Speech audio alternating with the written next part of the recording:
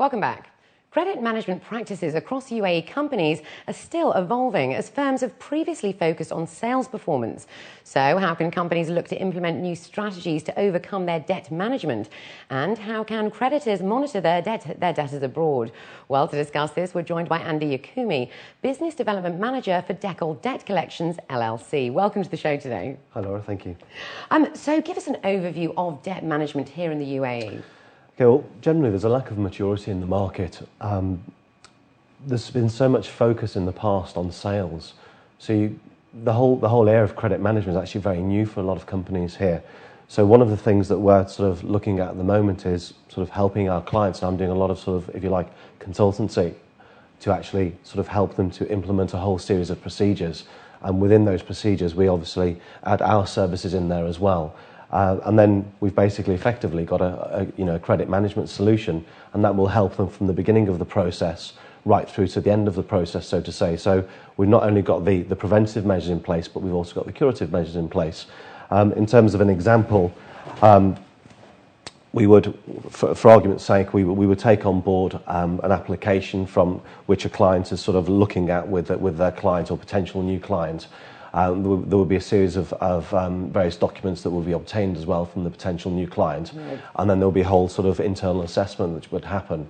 And along with that, there will be some form of a commercial credit report as well, which will be obtained through Decal. And then once all of that has been done, the assessment is then sort of done internally, and they will make a decision. And then they will say, yes, it's on a cash basis, or it will be certain credit terms with a maximum credit limit and what have you. And that's essentially the start of the approval process or the decline, obviously depending on what type of client it is. So that's the way it would sort of start. Right now, it's still quite new for a lot of companies. And I've actually noticed as well that even some companies which are sort of well known in sort of other parts of the world, who have actually been here for a while, yet they don't seem to follow the same processes that you have obtained, you've had abroad. Right. So even with those companies, it's sort of a learning curve even for them as well. And I think like we've got to that stage now where sales have been hit really, really hard, and the market's suffering. So people are realising now exactly the sort of mistakes made, I suppose. Absolutely, because so there was no assessment before, and it was sign on the dotted line, there's the goods or here's the services, and then later on they're chasing, not getting paid. And now they're saying, oh my God, we've got all these debtors that are not paying, what do we do?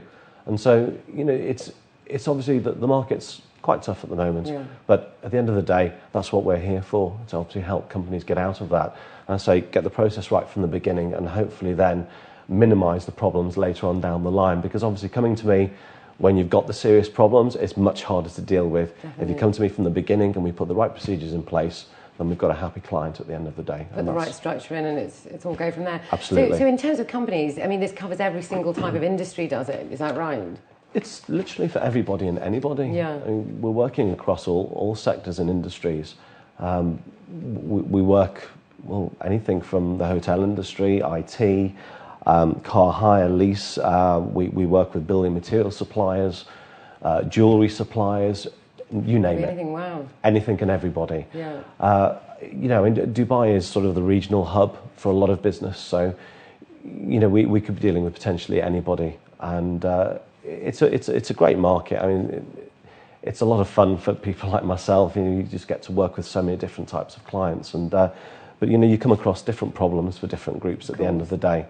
And right now, my main focus, one of the focuses, and there was a question that I think was to do with the fact that we've got sort of clients who sort of have these problems, and we're saying, well, how can we tackle it on a wider scale? Exactly. So what should individuals do exactly? What's the actual path they should try and go down? Well, what we can do is, I'm attacking certain groups at the moment because, we've got a good cross-section of, for argument's sake, the hotel industry, we've got hordes of clients. So what we're trying to do now is sort of go to the whole group and actually say, right, if we can have sort of a cooperation across the board, then we can catch these rogue companies who are there to do one thing, and that's to take credit from one, go to the limit, and then move on to another, and then move on to another. And in the meantime, people are obviously hurting because they've left it, the hotel's got this huge debt that's been run up and they're not getting paid, whilst the client's moved on to another hotel, and he's obviously abusing them as well.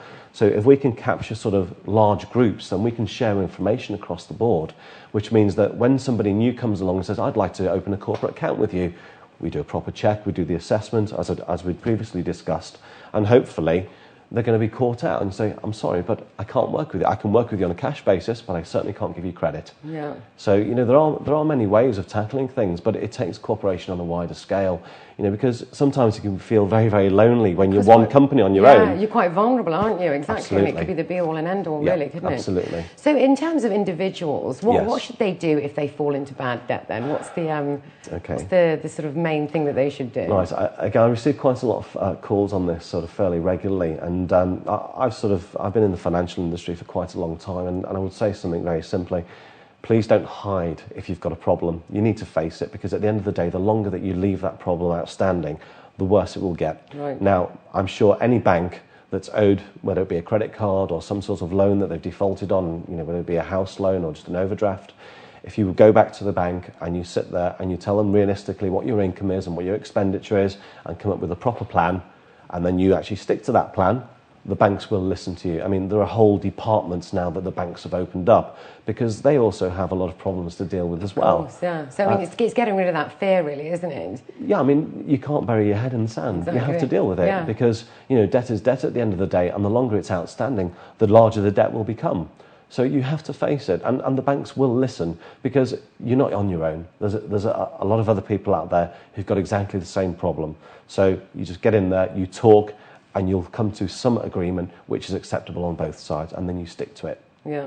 And then hopefully everything will be settled over a period of time, whether that be a year, 2, 3 years, whatever. Obviously, it depends on the amount that's outstanding and your ability to pay back as well. You have to be realistic at the end of the day, because the last thing that you want is 6 months down the line, you're back to square one because you can't afford to repay. Exactly. Based upon that original, agreement with the bank. Right. So that's my main advice, really, for any individual with a debt problem. So it's nipping it in the bud as soon as possible there, definitely. Without doubt. So Without what doubt. are the laws surrounding sort of claiming debts from abroad? I mean, what can companies do should their debtors flee the country? Again, this is something that's happening quite regularly, and it's sort of slowed down now, but I'd say in that sort of initial 1 to 2 years before, it was a big problem.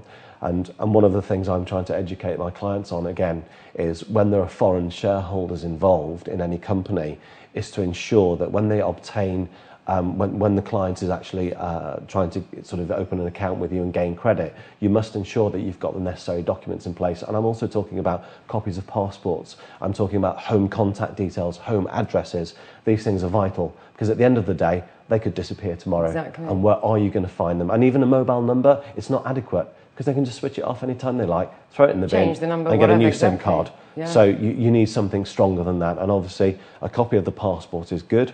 And as I say, along with home contact details and residential landline phone numbers as well, they're essential, because debts can travel. I mean, we do have the ability in certain countries to obviously find people, even with the very bare minimum of information. But obviously, the more information I have, the easier it will be for us to be able to chase the debt. So it's basically tracing those debtors. As soon as you trace them and you've actually got hold of them, though, what's Yes. the sort of process from there then? Well, it will vary country to country, but essentially, debts travel, Yeah. and there are certain laws in place to allow us to try and get that money back on behalf of our clients. Now, we're part of 3 networks, and so we cover over 100 countries, which is the major Wow. economies of the world. Oh, So brilliant. we have partners everywhere. Yeah. So, more often than not, the people that are fleeing here are in a country that we're definitely working in, and the procedure is pretty much the same as the one that we would follow here. So yes, as long as we have the necessary information, we can chase the debt wherever it might be at the time.